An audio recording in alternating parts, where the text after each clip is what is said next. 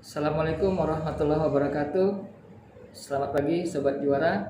Bertemu lagi dengan Kak Adi ya. Kita hari ini membahas mengenai sejarah. Judulnya adalah sekitar proklamasi. Baik Sobat Juara, kalau kita membicarakan mengenai sekitar proklamasi, berarti kita membahas mengenai sebelum, ya, saat, dan sesudah proklamasi dibacakan, ya, termasuk penyebarannya, ya. Baik. Oke, Sobat Juara, jadi kita membicarakan mengenai sebelum, ya. Nah, sebelum terjadi proklamasi itu ada apa, kayak gitu ya. Nah, baik. Ketika itu, Sobat Juara ingat ya, tanggal 6 dan tanggal 9 dijatuhkannya bom atom di kota Hiroshima dan Nagasaki oleh tentara sekutu, ya. Nah, pemilihan Hiroshima dan Nagasaki ini adalah merupakan pemilihan yang dipilih oleh sekutu, gimana caranya melumpuhkan Jepang ketika itu, yang sangat perkasa, ya, kita bilang perkasa di Perang Dunia Kedua. Nah, Hiroshima dan Nagasaki merupakan ketika itu pusat dari ekonomi, ya, ekonomi dan militernya Jepang, sehingga dengan menaklukkan ya kota itu dan dijatuhkannya bom atom, otomatis akan melumpuhkan Jepang saat itu. Nah, kemudian beberapa hari berikutnya, ya, Kaisar Jepang kemudian menyatakan menyerah tanpa jarak kepada sekutu, ya, itu. Nah, saat-saat itulah, ya, saat-saat itu adalah masa-masa terjadi vacuum of power, gitu ya. Itu yang dimanfaatkan oleh para pemuda, gitu ya. Nah, maka sehingga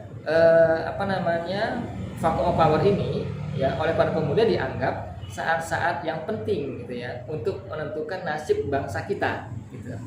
Sehingga kita mesti mengambil sikap, gitu kan, ya, dengan cara memproklamasikan bahwasanya inilah saat yang tepat untuk kita memerdekakan diri. Nah, gitu.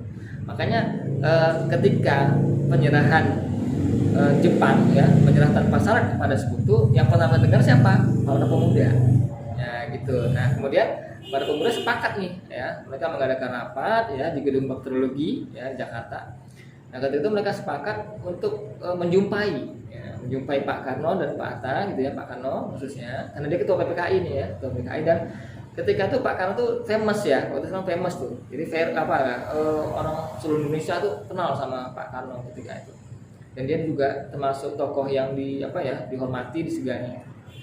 Makanya para pemuda menjumpai Pak Karno. Nah, untuk menjajaki, ya, mengusulkan gimana kalau kita secepatnya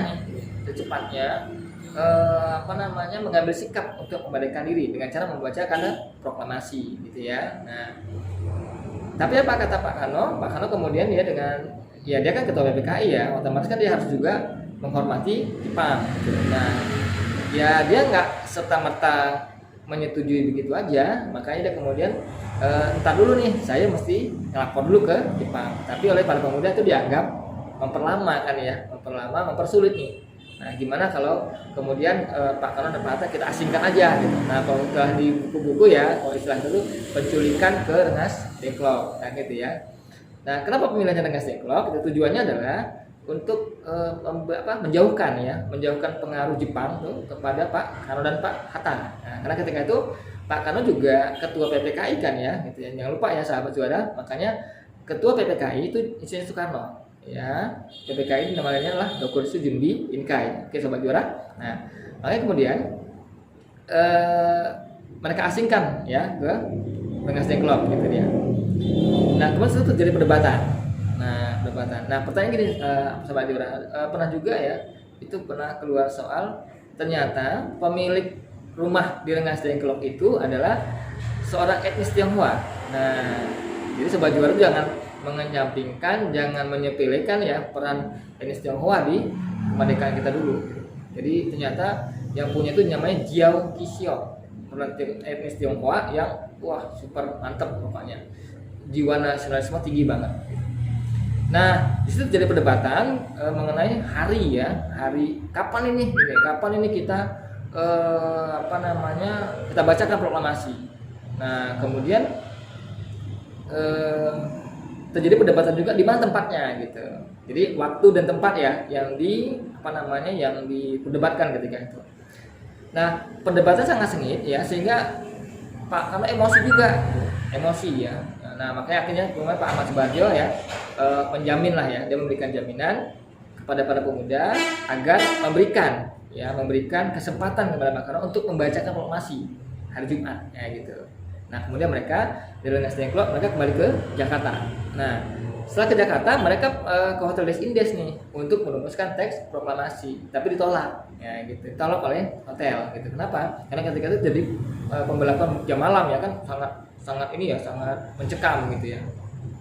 Nah kemudian mereka ke Jenderal Nishimura. Nah Nishimura itu salah satu tokoh militer Jepang, tapi dia menolak ya karena dia tidak berani menjamin dan tidak berani mengambil sikap duluan sebelum ada perintah dari Jepang gitu, dari Kaisar Jepang. Nah kemudian mereka menjumpailah Laksamana Tadashi Maeda. Nah Tadashi Maeda ini merupakan tokoh militer Jepang juga yang sangat bersimpati banget, yang sangat memberikan simpati dan empati kepada Indonesia karena perjuangannya untuk merdeka. Nah kemudian dia menyediakan rumahnya untuk merumuskan teks proklamasi. Nah perumusan teks proklamasi itu 3 orang ya. Perumusannya adalah Sobat Juara itu 3 orang. Pertama Ahmad Subarjo, itu yang pertama ya. Yang pertama adalah proklamasi kami bangsa Indonesia bla bla bla. Nah itu diusulkan oleh Pak Ahmad Subarjo. Kemudian yang keduanya kan ada hal-hal yang mengenai pemilihan kekuasaan dan lain-lain ya. Itu diusulkan oleh Pak Hatta. Jadi ada 3 orang nih, Pak Ahmad Subarjo, Pak Hatta, kemudian Pak Karno itu terakhirnya. Nah makanya itu ada beberapa revisi ya, beberapa revisi itu mengenai kata-kata tempo itu diganti, kemudian wakil-wakil bangsa Indonesia kemudian diganti juga atas nama bangsa Indonesia. Nah awalnya kan tulis. Nah kemudian ada usulan gimana kalau diketik, makanya itu saya ngetik adalah Sayuti Melik. Nah kemudian kan itu yang para pemuda dan para tokoh-tokoh golongan tua juga banyak, sehingga ada yang mengusulkan gimana kalau yang menandatangani 2 orang aja. Makanya atas nama bangsa Indonesia Soekarno dan Hatta gitu. Nah kemudian terjadi lagi perdebatan di mana dibacakannya. Nah makanya kemudian diambil kesimpulan lah oleh Pak Karno, ya udah di rumah. Karena kenapa kalau nggak di lapangan Ikada gitu ya? Karena ketika itu juga kalau di lapangan Ikada juga terlalu beresiko ya. Karena Jepang juga masih memegang senjata, kemudian para pasukan juga masih berkeliaran di mana-mana, dan itu akan sangat rentan terhadap konflik ya kepada rakyat Indonesia, akan menimbulkan korban jiwa. Makanya kemudian Pak Karno bersedia membacakan proklamasi di rumahnya, Jalan Pegangsaan Timur. Ingat sahabat Jara ya, Jalan Pegangsaan Timur nomor 10. Oke ya. Nah kemudian dengan meyakinkan mereka akhirnya insya Allah ya hari Jumat jam 10 diadakanlah proklamasi di rumah Pak Karno. Nah ada beberapa urutan itu gitu ya. Jadi ada kata sambutan dulu ya dari Wali Kota Jakarta ketika itu Pak Suwiryo. Nah bagus kemudian pembacaan proklamasi dan ada pengibaran bendera merah putih. Ingat yang pengibar bendera merah putih adalah 3 orang ya, Latif Endraningrat ya, kemudian Suhud, dan yang dari wanita namanya SK Trimurti. Nah sobat juga jangan lupa peran Bu Fatmawati ya sebagai penjahit bendera pusaka kita, itu juga ada perannya masing-masing ya. Nah kemudian setelah pembacaan itu otomatis kan kita akan berpikir gimana kalau menyebarkannya gitu ya, menyebarkan berita proklamasi tersebut. Nah gitu, makanya kemudian berita proklamasi disebarkan lewat para pemuda ya, oleh para pemuda macam-macam tuh, lewat surat kabar ya, ada 2 tuh yang berpengaruh, surat kabar Cahaya ya dari Bandung, kemudian surat kabar Suara Asia dari Surabaya. Nah kemudian juga kata berita Dome ya, macam-macam. Nah masuk pamflet, poster juga ada tuh yang menyebarkan. Nah kemudian penyebaran berita proklamasi tersebut ya juga disebarkan nih. Makanya kan ada sidang PPKI itu ya, sidang PPKI pertama itu setelah 1 hari setelah proklamasi ya, tanggal 18-nya itu adalah kemudian sidang PPKI kedua. Nanti kemudian ada beberapa gubernur ya kan dibentuk ya, 8 provinsi dan bersama gubernurnya. Nah peran para gubernur itulah yang akan memberikan penyebaran dan proklamasi ke daerahnya masing-masing. Nah begitu Sobat Juara. Oke, gitu aja Sobat Juara. Nanti kita akan lanjutkan kalau ada pertanyaan-pertanyaan dari Sobat Juara sekalian, kita bisa konsulnya lewat online juga boleh, lewat nomor kakak juga boleh. Oke, Sobat Juara, jangan lupa tetap jaga kebersihan ya. Kita bersatu melawan corona ya. Kita juga menghindari dan kalau bisa meminimalisir ya korban dari corona. Oke, baik, jaga kebersihan. Assalamualaikum warahmatullahi wabarakatuh. Selamat pagi Sobat Juara.